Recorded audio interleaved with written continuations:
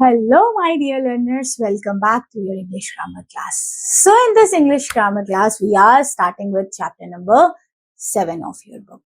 What we have to do? We have to start with chapter number 7 and it's about articles.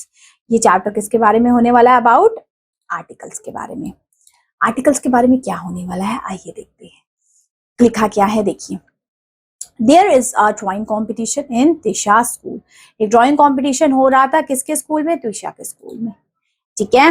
Then उसके बाद क्या है? She has to buy a few things. उसको वहां पे कुछ few things लेनी थी. She make a list. उसने क्या बनाई? कुछ लिस्ट बनाई. Here are the pictures of the things she needed. और उनको क्या क्या चीजें चाहिए थी उसकी उसने पिक्चर्स बनाई. उसको बुक चाहिए, उसको पेंसिल चाहिए, कलर चाहिए, सब कुछ चाहिए. Now write the names of the things using A और and का यूज करना है आपने. अब देखिए वो आपको कैसे आएगा. जो भी वोवल साउंड है उसके साथ हम लगाते हैं and और जो कॉन्सोनेंट साउंड है बेटा उसके आगे हम लगाएंगे आ. जैसे देखिए नोटबुक है वो N से शुरू हो रही है वो कॉन्सोनेंट तो आ नोटबुक. इरेजर E से शुरू हो रहा है so we will write an eraser. Colours है कॉन्सोनेंट साउंड है C से शुरू हो रही है तो we will write a colours. Okay. Sharpener is also been a consonant sound, so we will write a sharpener. ठीक है. अब देखिए इस तरीके से ही हमने यहाँ लिखना है. Draw pictures of each of the articles a and da. ऐसे पिक्चर्स बनानी है जिसके साथ हम a लिखते हैं, and लिखते हैं, da लिखते हैं. a और and का तो मैंने बता दिया. da किसी पर्टिकुलर चीज के साथ लिखते हैं. किसी फेमस चीज की बात हो रही है, किसी फेमस रिवर, किसी फेमस प्लेस, किसी फेमस मॉन्यूमेंट, किसी फेमस पर्सन के बारे में बात होती है तो हम da लिखते हैं उसके आगे. आइए अभी देखते हैं. यहाँ पूरा का पूरा एक्सप्लेनेशन लिखा है. पहले वो समझ लीजिए उसके बाद आपको ड्रॉ करने में इजी होगा. ठीक है. सबसे पहले a and a are used as a singular countable noun. जब भी सिंगुलर काउंटेबल नाउन होता है तो हम a और an का यूज किया करते हैं. किसका? a and an का. जब सिंगुलर हो चीज और काउंटेबल हो, आप उनको काउंट कर पा रहे हैं. So A is used with words that start with consonant sound. A किसके साथ यूज होती है? जब consonant sound होती है तो हम आ यूज करते हैं. For example, a bush, a bag, a deer, a house, a frog, a cake, a drum. तो हम आ यूज करते हैं उसके साथ. क्या यूज करते हैं? आ. क्या?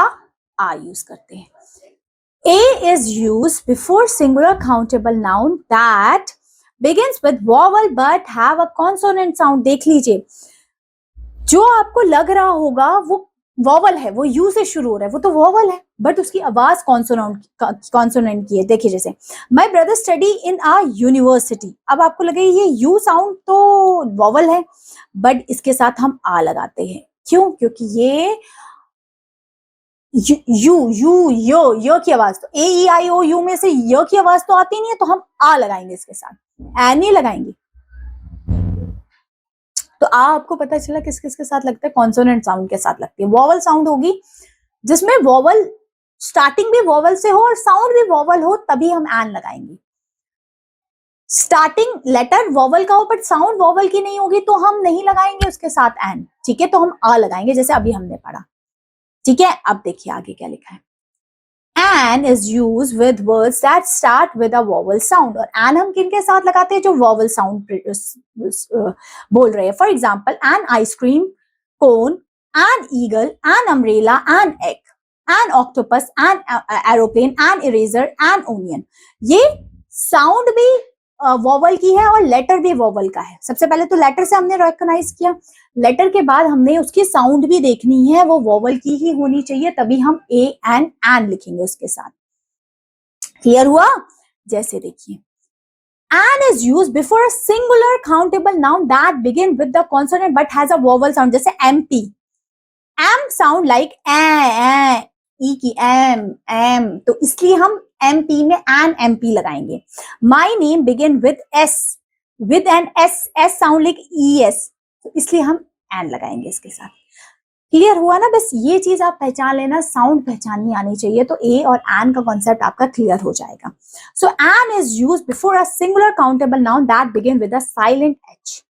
जैसे देखिए अब यहाँ पे एच की साउंड साइलेंट हो गई है बट ये आर ओ की साउंड आ रही है तो ओ इज अ वॉवल तो हम एन लगाएंगे.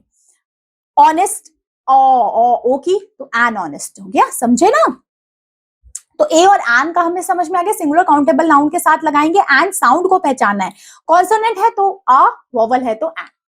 अब the is a definite article used with some particular things that have been previously mentioned in the content. For example, the use किया जाता है किसी डेफिनेट चीज के लिए, जैसे प्लीज क्लोज द विंडो, ये वाली विंडो क्लोज करो, ऐसे नहीं मैंने बोला प्लीज क्लोज द विंडो, कौन सी वाली विंडो के बारे में बात हो रही है। Next, she likes the watch that I gifted her, उसको वो वाली वॉच पसंद है जो मैंने उसको गिफ्ट की थी, समझे। आगे लिखा है the is use before to indicate a unique noun, कोई नाउन यूनिक है उसको भी डिनोट करने के लिए हम द यूज करते हैं, जैसे the earth revolves around the sun, unique है, एक ही है सन, तो हम द लगाएंगे। The moon is the earth natural satellite, moon earth की नेचुरल सैटेलाइट है। नेक्स्ट लिखा है the is use before the names of some famous places, buildings, rivers and books, the का यूज किया जाता है जब कोई famous places, buildings, rivers, books के बारे में बात हो रही होती है, जैसे the Taj Mahal is one of the 8 wonders of the world, the Taj Mahal है one of the 8 wonders of world में आता है। The Nile is the longest river in the world, Nile सबसे लॉन्गेस्ट रिवर है वर्ल्ड में। फिक्स किसी के बारे में बात होती है तो हम द लगाते हैं। यहां तक तो थोड़ा कॉन्सेप्ट आपको क्लियर हो ही गया होगा। अब आइए देखिए क्या लिखा है, collect pictures and from magazines, books or newspaper, paste them in your scrapbook and write their names using a, an and da का यूज करते हुए आपने लिखना है। You can also draw and color the pictures of their own। अब देखिए यहां तक कॉन्सेप्ट आपको क्लियर हुआ कैसे हम ए, एन और दा का यूज करते हैं, इसमें तो कोई डाउट नहीं होना चाहिए, क्लियर हुई चीजें। चलिए फिर अब इसके पार्ट 2 में हम करेंगे इसके क्वेश्चन आंसर्स, तो इस पार्ट को अच्छे से पढ़ के आइएगा। तो see you in the part 2 of this video, तब तक के लिए take care, have a good day, bye bye.